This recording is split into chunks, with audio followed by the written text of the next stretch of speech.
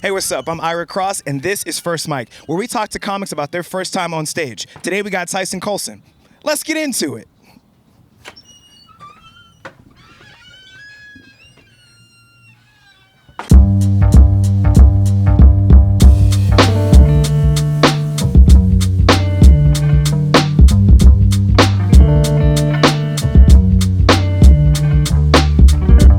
So we got Tyson Hi. Colson, everybody.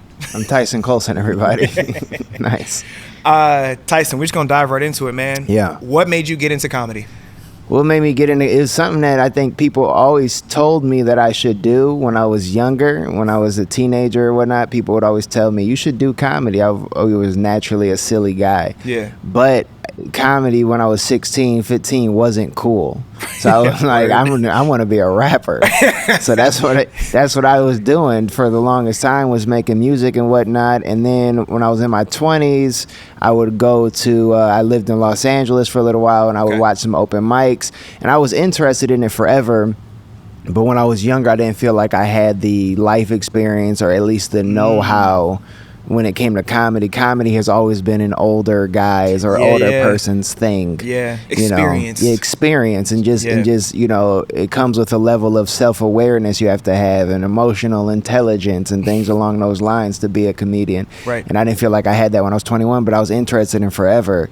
So then when I was 32, I thought 32, that's a pretty pathetic age to still try to be a rapper.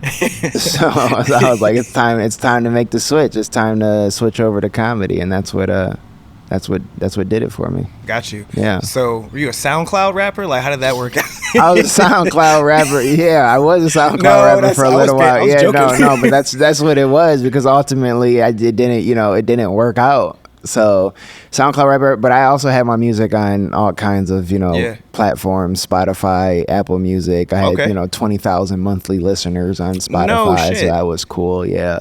I just made music for a long time, and helped artists write music and things along those lines. And but it gave me all the experience, performative experience, creative writing experience, to switch over to comedy.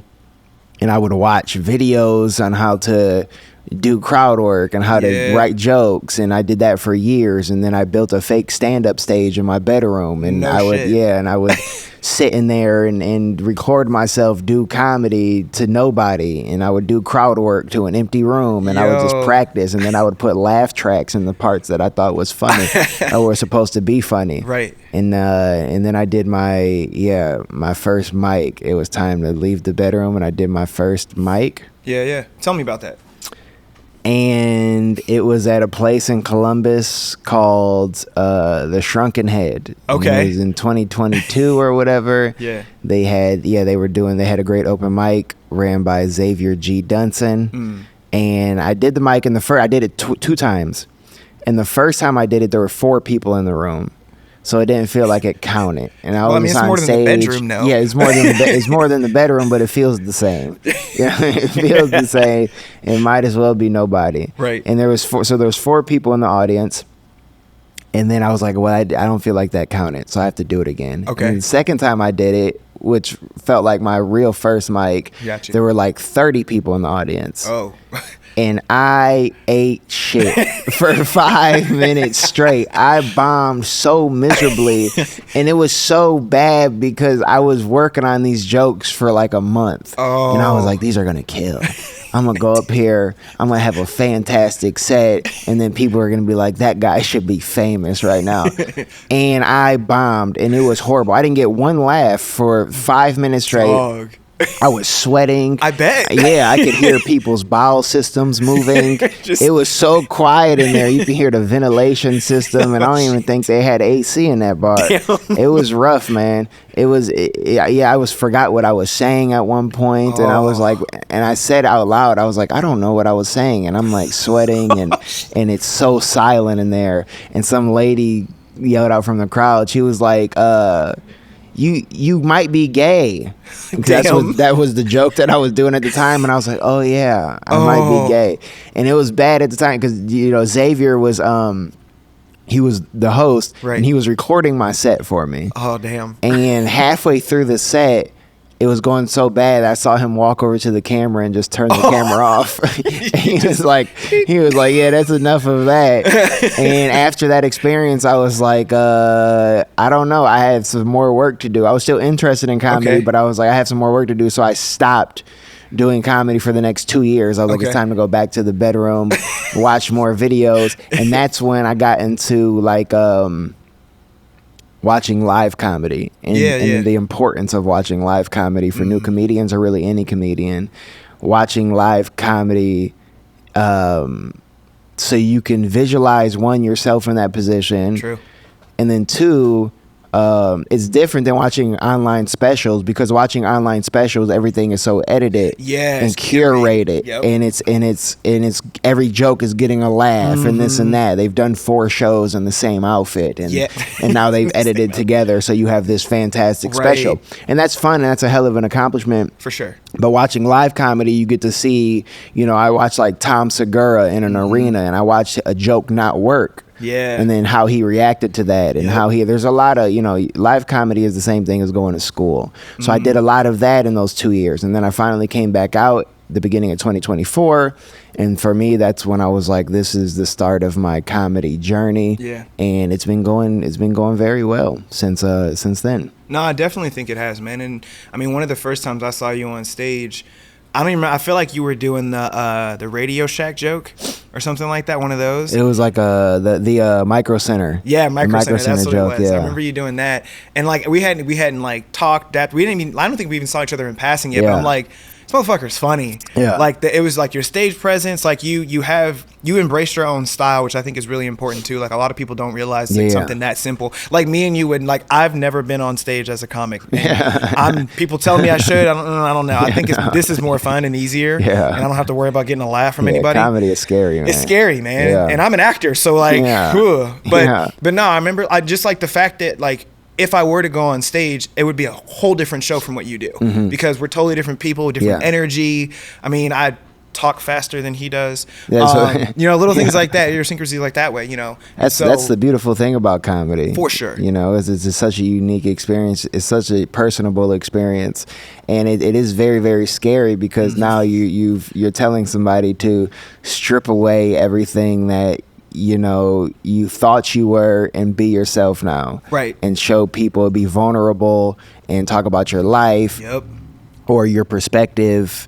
And it is a very, very intimidating thing. And a lot of people don't know, I have a, performance art background. I have a creative writing background. I was performing in front of live audiences for 21 years before I started comedy. Yeah. There was music I did for 15 years. Right. Then I was doing stage acting. I was like an acting workshop drama kid. Dang. And doing poetry stuff when I was 12, 13, performing in front of people, writing short stories, performing them in front of people.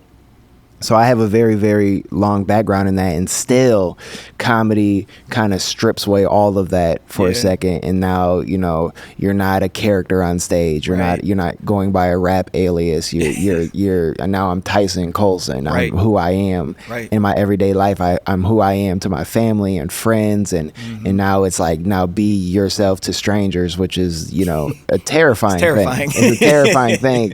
And you have no backing tracks or no band with you. Nope. It's just you up there with a microphone, and they're like, "Now talk about how your penis stinks." And it's just like, it's tough, man. Comedy's tough, but it is a beautiful, beautiful experience, and, I love it so much. Yeah, for sure. So being a comic here in Columbus, I mean, I know I've seen you've traveled a bunch, like, and gone a lot of different places, but being a comic in Columbus, what would you say your experience has been in Columbus, and how has that made you, I guess, like, cultivate your journey as a comic here? Yeah, I think Columbus is the perfect place for me to start comedy, or was the perfect place for me to start comedy. Right. There's so many. Columbus is one, I believe, like the fastest growing city in America or something like that. So we have so many different walks of life and cultures and things along those lines here. It's a pretty liberal city as well. Sure. But you have, conservative rooms that you go into. And the reason why Columbus, I think, is so special to do comedy in is because you have all these different types of people and different rooms you can go into, and if you can get a joke to work in this black room, in this white room, conservative, liberal, a gay room, a straight room, you know what I mean, if in these different clubs and stuff along those lines, from my experience, you can take that joke anywhere and it'll work because it's been battle tested here in Columbus. And the scene, for the most part, is very, very supportive. Yeah. You know what I mean? We have guys like Xavier, who I think, are perfect for new comedians. He builds a very safe space for people to go up there and do this thing that is very vulnerable. Sure. So, it's been I've had a fantastic experience in Columbus. It's been, it's accepted me with open arms. Yeah. And I think that I was able to grow as quickly as I have and get as good as I have in comedy because of the comfort that Columbus comedy scene provides. Yeah. So kind of like almost in that same vein, what would you say to either a new comic or somebody who is still in the bedroom right now? I think and this is my hot take for comedy, is I think people do comedy wrong. Interesting. In terms of it's comedy, so everybody, it's the joke. That's the product, right? Is the joke that you're writing.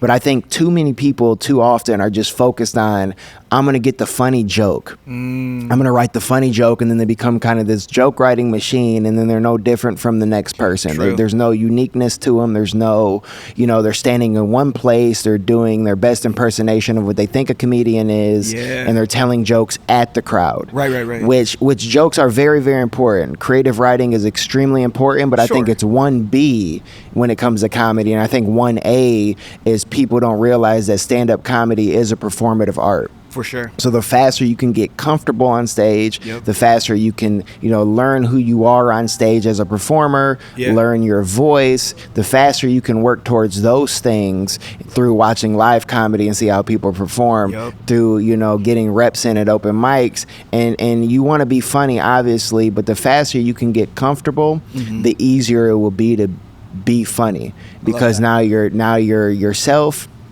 And when you go to write those jokes, now you're writing them in your voice instead of trying to write the jokes to match who you think you are or who you think you're gonna be. But then once you perform a million times and you figure out who you are, then it's easier to write the joke for yourself. So I think, look at comedy as a performative art first, and then a creative writing art second. Absolutely. So that's my advice. That's solid advice. I might take him up on that. Yeah. Nah, we'll see. Yeah. But no, that's great advice. Dude, I so appreciate you just jumping in and being willing to do this. Appreciate you having me, man. Yeah, man. It's good to hear your insight. It's good to hear your thoughts. I didn't know you were in the bedroom. That's hilarious. Yeah, I'm always in the bedroom. I'm always no. Yeah, I was in the bedroom for a little while. That's how I got. And then I looked at myself one day and I was like, brother, you're being a bitch. Just go do some open mics. Go perform for people, man. Right. Stop. You're in here for nobody.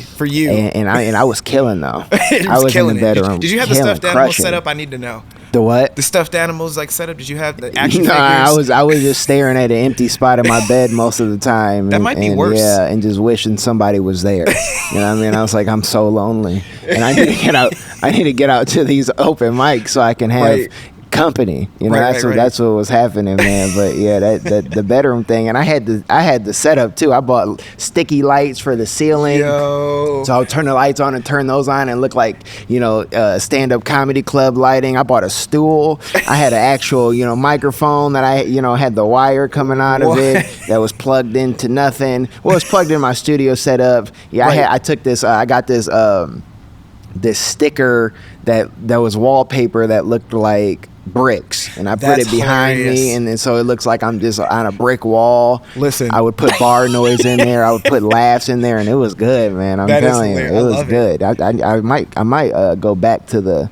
To the bedroom. I might go back to the bedroom and stop doing shows. I think I've had enough. Yeah, I mean, because you're getting guaranteed laughs there. Guaranteed laughs in the bedroom, and I'm just from Cleveland, Ohio, so I give up easy. You know what I mean? So this is, I got a couple months of stand-up comedy left, and then I'm done. It's a wrap. By the time this comes out, I might be back in the bedroom, brother. It's over for me. It's over. Listen. We gave it the old college try. No, it's going well. I love it. And give it the old Browns try. Yeah, the old Browns try. Shout out to the Browns. Better luck next year. Yeah, that was a crazy win. Boom. That was good. But anyways, thank you so much, man. Yeah, absolutely. It's been great. Where can people find you online, social media, all that stuff? Yeah, Tyson Colson Comedy on every platform. Look me up, follow me. That's how we get to do comedy for a living is, having a online, I don't want to call it a fan base, but an online following. Yeah.